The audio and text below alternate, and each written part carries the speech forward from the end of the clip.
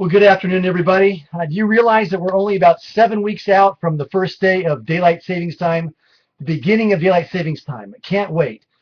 Actually, something that's even more exciting than that is in 3 weeks from now, 3 Sundays from now, is the beginning of our unified study talking about the hard sayings of Jesus and exploring what those really mean.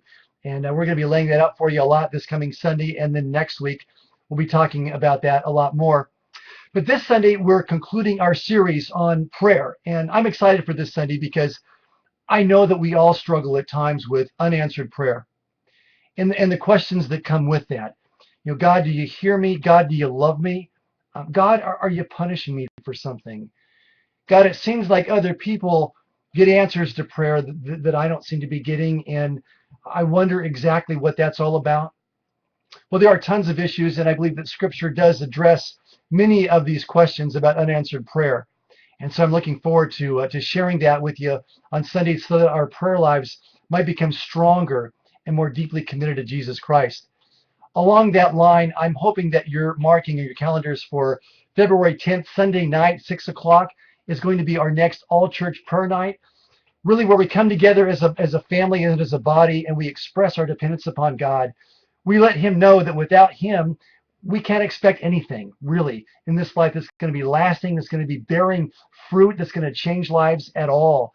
And so we want to come and pour our hearts out to Jesus for the vision of our church, for the needs of our church. And I'm hoping that you'll plan on that right now. And in fact, we're depending upon you to plan on that night, February 10th. Something else, if you weren't here this last Sunday at Crossroads, when you come this Sunday, you're going to notice quite a few changes. Our parking flow is different. Our people flow through the front doors is different than it's been. And people are saying, why just to change? Really, we do this because we want people who are coming for the very first time to feel like they're welcomed here. And we hear this all the time, that people who come who don't know anybody else at church, they're just saying, we're going to check out this church. We're not even sure if we're welcomed here.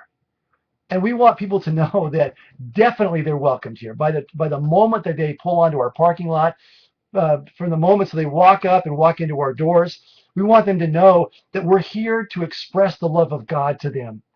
You see, our desire is that if they're coming to us, it's not just about what they hear in the message, it's what they see and what they experience by people around them. Are we a people that really love people, that we're willing to do anything to be able to share with them and to say, we're glad that you're here this morning? And so I love it every Sunday. Almost every Sunday, I'll meet somebody and they'll say, yeah, I came as a guest of, or so-and-so invited me, or I work with them.